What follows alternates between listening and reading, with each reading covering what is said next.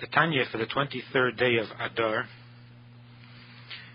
begins at the beginning of Perek Lamed Zayin, chapter 37, page 92 or 168 at the bottom. In the previous chapter, the Rebbe tells us that through the act of the mitzvah, and necessarily the act, we create a dwelling place for God in the lower world, in that godliness is revealed here in this world without any concealment at all, unlike in the higher worlds where there is a greater amount of light, but it is not the essence of God. There is some amount of concealment that permits the higher worlds to maintain their existence. Whereas in the lower world, by doing the act of the mitzvah, with the act being the lowest of the powers of the soul, that involves also the animal soul, that makes the animal soul itself a dwelling place for God. It transforms the darkness into light, and there God is revealed without any concealment at all.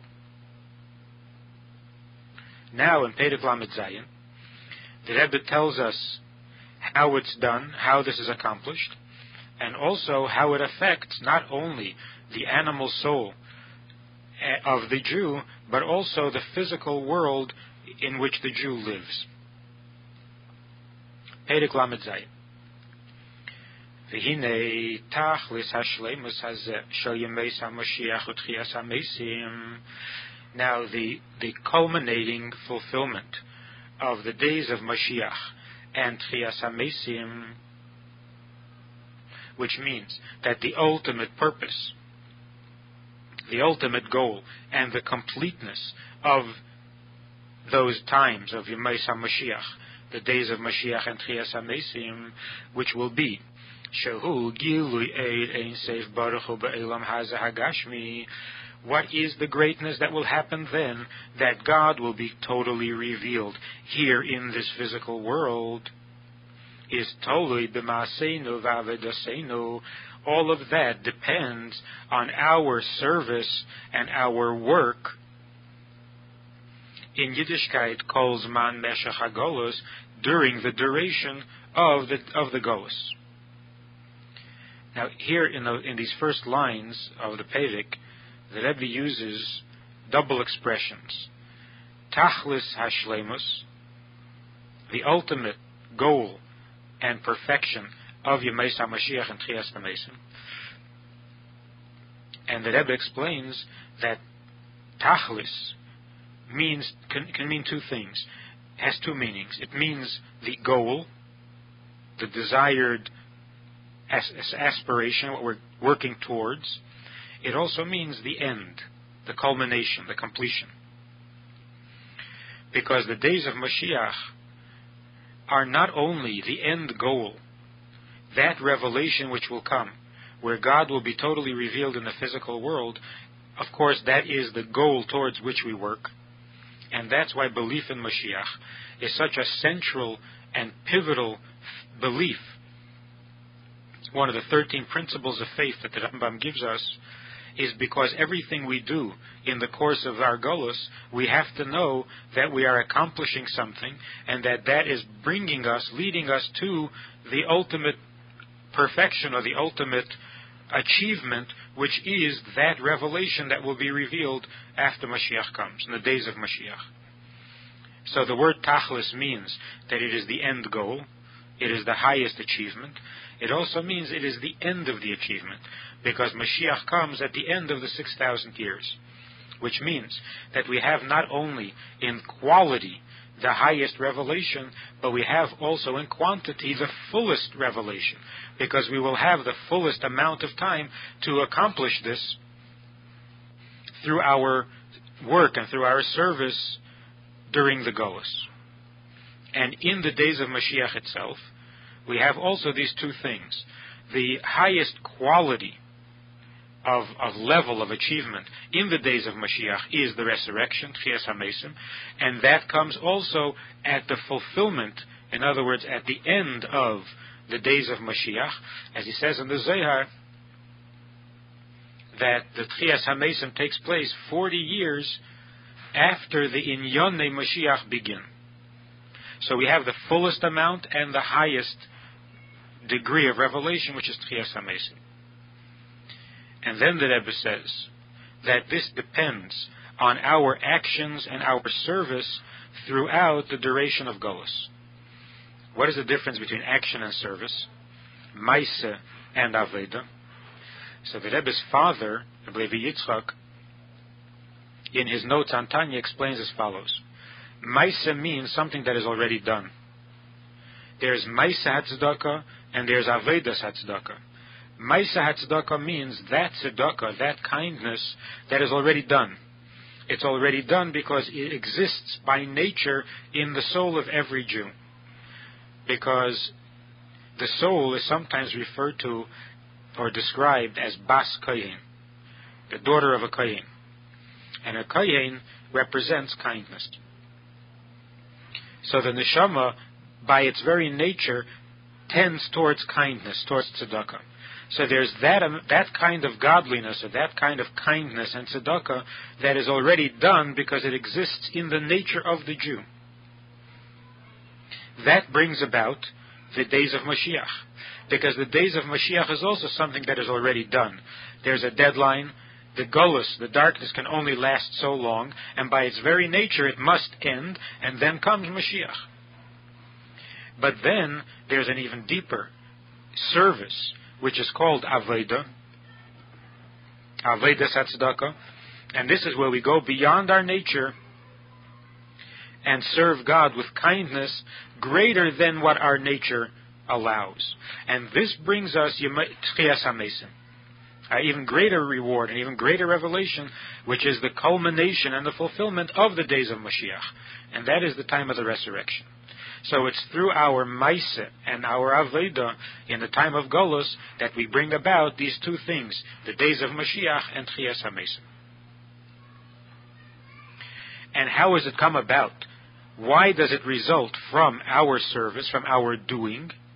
Ki hageirem schar ha-mitzvah, because that which causes and brings the reward for the mitzvah, hi ha-mitzvah bi'atzma, is the mitzvah itself. Ki ba'asiyasa, because in the act of the mitzvah and doing of the mitzvah, as we learned earlier, mamshich ha'adam gilui ein seif baruch hu, the person brings a revelation of the divine light, milemayla lamata, from above to below, lehislabish begashmiyas elam hazeh, to be clothed in this physical world, bedavar shahayat chila tachas memshelas klipas nega, into that object, into those things which were prior to the mitzvah under the control of klipas nega, umekabel chayusa mimeno, and it received its life from this klipas nega, and through the mitzvah it is elevated to godliness. We use the word klipa to describe the unholiness in the world. Literally, it means a husk or a shell, and that's that aspect of the created worlds that conceals the godliness that is within it, just as the shell conceals the fruit. But in Klippa itself, in this unholiness in the world, there are two types. There is one that is called totally dark Klippa, and then there's another type that is called Klippas Noiga, the translucent Klippa, the Klippa that has a certain amount of light to it. Klippas Noiga is what creates all those things in the world that are neither holy nor evil, nor sinful. And that's called the permissible stuff, that which is mutar. The totally dark Klippa, that has no light and no good to it at all, that's what creates all the unholy evil stuff, those things that are prohibited, those things that are not allowed. So, in doing the mitzvah, we use those things that are permissible, that come from Klippa, but from Klippas Noiga, from the permissible Klippa, or neutral Klippa. And these things that we're using in performing the mitzvah get their life and their existence through this Klippa of Klippas Noiga. And what are those things? And what are the objects that we use in the performance of a mitzvah. So the Rebbe says, Sheheim kol dvarim hatahirim umutarim, all those things that are pure and permissible. Shenas is bahem hamitzvah maisiyes, with which we do the active mitzvahs. Again, for example, klaf hatfilin umezuzah v'sefer Torah, the parchment that is used to make tefillin or mezuzah or a sefer Torah. That parchment comes from a kosher animal, an animal that receives its existence and its life from this neutral klipa. And as the sages say,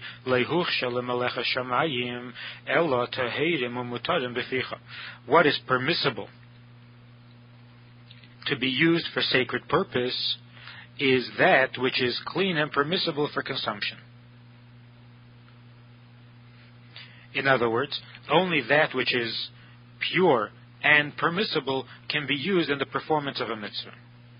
Now here too, the Rebbe uses two expressions, tahirim and mutarim, that they are clean, pure, and permissible. And this refers to the two parts of every physical being, and that is its body and its spirit. For example, even in an animal, the spiritual part would be the meat, the taste, the smell, and the physical part is the body itself, the material, the leather, the parchment, the skin. The same is true, as the Rebbe will say, with an esrog, the esrog that we use on Sukkot. The esrog has a smell and a taste and its physical substance, the body of the esrog. Now sometimes the body itself is prohibited, and sometimes the body itself is permissible, but the spirit of it, the spiritual part of it, its taste and its smell is what is prohibited.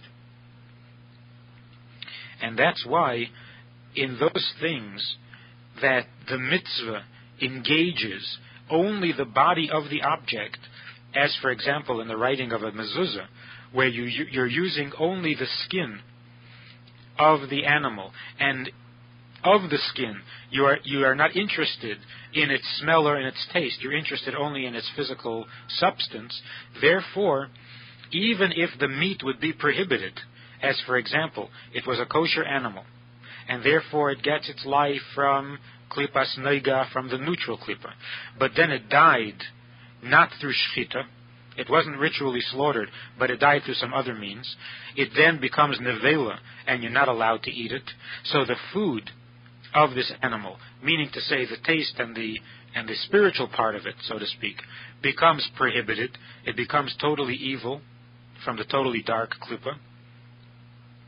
Yet the skin may be used for a mezuzah, or for tefillin, or for sefer Torah. Because when you're using only the skin, when you're using only the physical part of it, and you're not worried about its taste and about its smell, then the physical part is still getting its life from klipas noiga, from the permissible klipa, from the neutral klipa, even though the meat of that animal is now getting its life, its existence, from the totally dark klipa. On the other hand, the esrog, an esrog that we use on Sukkot, we're not using only the body of the esrog. The smell and the taste is also important in the performance of the mitzvah. So there, it's not enough that the body of the esrog, the substance itself, should be receiving its existence from the neutral klipa, but the taste also has to be permissible. You have to be allowed to eat it in order to serve for the mitzvah, because the taste is part of the mitzvah. And that's what the two expressions, pure and permissible, because you can have the body of the thing as pure, but it is not permissible to be eaten. So sometimes you need both. As, for example, in the esrog, you need the body of the esrog to be pure, in that it comes from klipas noiga, and you need the taste of it to be permissible, because the taste is important to the mitzvah. Whereas in the mezuzah, the taste of the animal is totally irrelevant, and therefore, even if the taste of the animal becomes prohibited, but as long as the body is pure, it is kosher for the mezuzah. Let's learn further.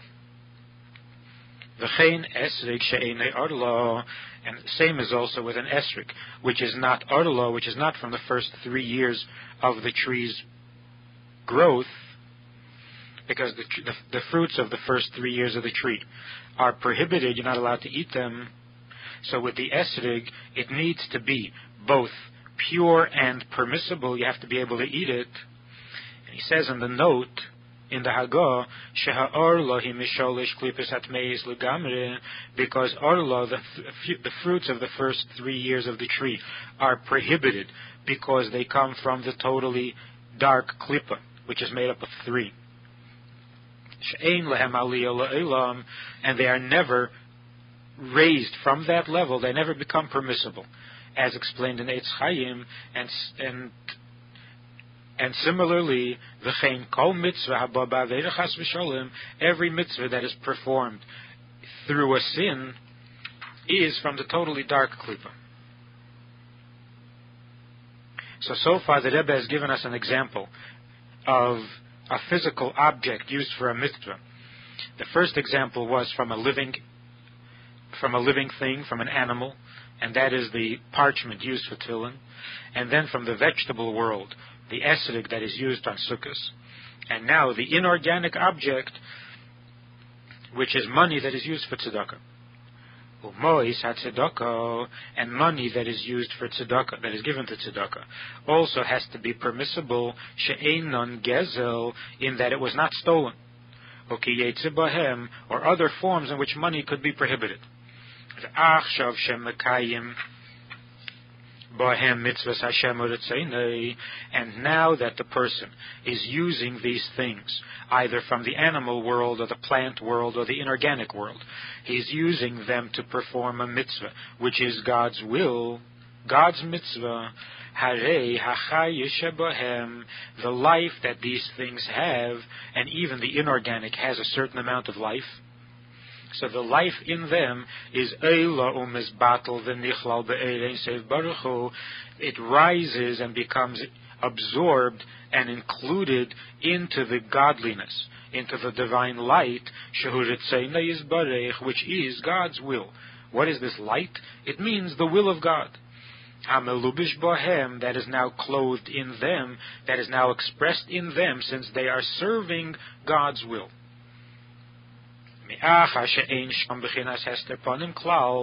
Since there is no concealment there at all, unlike in the higher worlds, where there is some amount of concealment, but here there is no concealment at all, that would block out God's light, and therefore God is revealed there completely, and it becomes a total dwelling place for Him.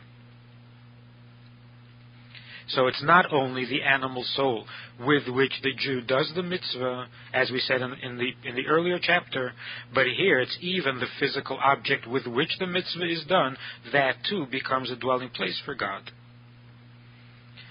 And the same is true also with the life and the energy of the animal soul, that is in the limb of the body of the person, which is being used in the performance of this mitzvah. That too is clothed in this act, the energy in the body that is moving the body to perform the mitzvah. That energy too is clothed within the mitzvah, and it rises from its state of klippa, which is the animal soul, and it becomes part of the holiness of the mitzvah. It's absorbed into the mitzvah, and the mitzvah is God's true will, and is therefore one with God.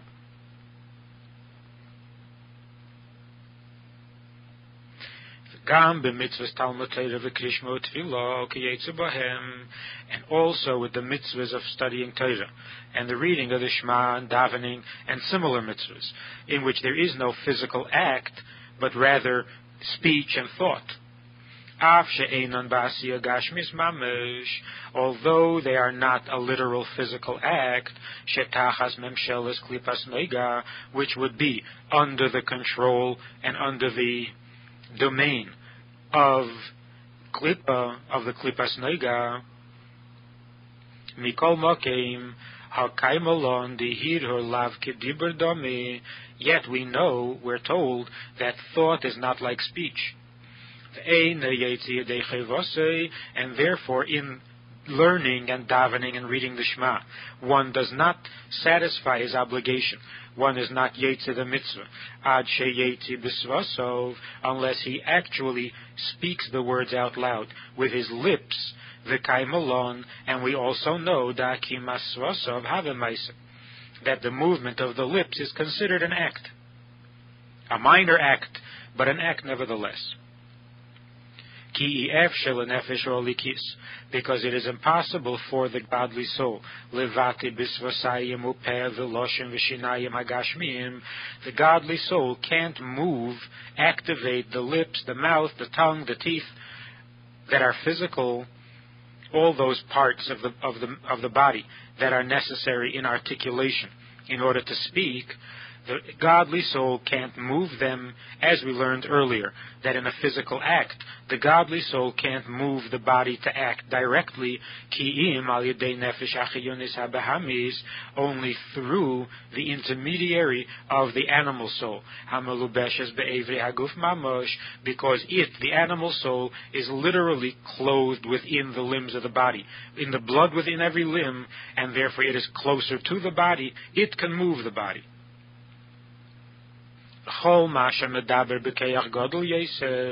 And the more energy he puts into his speech, which is considered an act,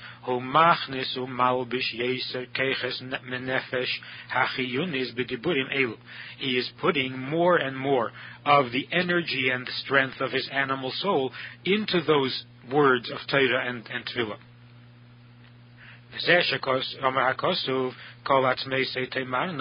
And this is what the verse means when it says, I speak with all my bones, that the essence of the body itself, the strength of the body, is expressed through the words of davening and of learning, so that here too the animal soul is involved.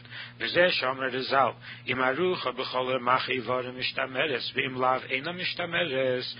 if the words of Torah, as one speaks, if they are spread, if they permeate through all the 248 organs, then it will last. They will be preserved. And if not, it won't last, it won't be preserved. How does the words of Torah, the words of davening, permeate throughout the entire body? It's through the energy that the person puts into it. And if he doesn't put that energy in, and he doesn't speak the words out loud, then it's not mishtameres, it is not preserved, it won't last. They'll be forgotten.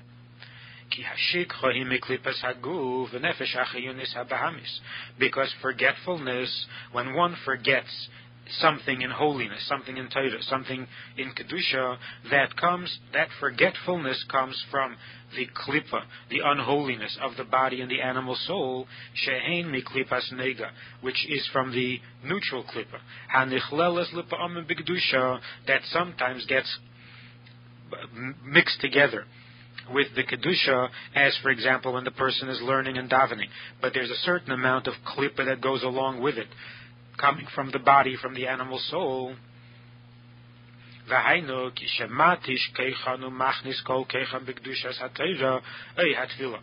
So when is there not a forgetfulness? When one weakens the klipa and draws it and includes it into the holiness of the Torah and the davening, then the klipa is weakened and it can't cause forgetfulness. Whereas if the klipa is not included in the mitzvah, but it drags along with the mitzvah, then it siphons off some of the energy from the mitzvah, from the Torah, from the davening, and then that which was accomplished is forgotten as a result of that klipa. So although in the earlier chapter the Rebbe said that through davening and learning we don't create a dwelling place in the lower world, and it's only through the act of a mitzvah with which we can create a dwelling place for God, Here the Rebbe is saying that through davening and reading the Shema and through studying Torah, we're also creating a dwelling place in the lower world. So first of all, that's because the act of the learning, the act of the davening, which is the movement of the lips, is considered an act. But secondly, in the act itself, in other words, when there's an actual physical act of a mitzvah, not only is the act itself and the energy within that act, not only does it become a dwelling place for God and bring out the Shekhinah, but the rest of the animal soul as well becomes surrounded with the Shekhinah, as we learned earlier. Here, it's only the act itself, the words themselves, and the energy that goes into those words, that becomes a dwelling place for God. But it doesn't have the power to bring the Shekhinah and to make the rest of the animal soul also a dwelling place for God. But at the same time, we see in this chapter so far that the physical object with which we do the mitzvah also becomes a dwelling place for God, becomes a keli, a vessel, a receptacle for God, and in his complete revealed state without any concealment at all, and to some degree also through learning and through saying the words of Torah and Tefillah. In the Hayom Yom for the 23rd of Adar, both in Adar Rishon and in Adar Sheni, there are statements and thoughts in connection with Rabbonim. In Adar Rishon, the Rebbe writes in the Hayom Yom that Rabbonim and Baalei Torah are called the eyes of the community and the heads of the thousands of Israel. The eyes and the heads. And the meaning is that when the head is healthy, then the whole body is healthy as well. That's in Adar Rishon. On the 23rd of Adar Sheni, the Rebbe writes that my father said to a certain Rav who was a Baal Aveda and also a very diligent student who studied a lot, the Rebbe Rashab said to him, a Rav has to remember at all times and at every moment that he is constantly standing on the border, on the threshold that separates those who are Mezaki Harabim, those who bring merit to the many, to the public, to the community, and on the other side of that threshold, there are those who bring the community or the public to sin, God forbid. And on this threshold, he stands between the highest greatness and the deepest lowliness. And everything that he does has to be important to him, to the very core of his nefesh, because his nefesh depends on it.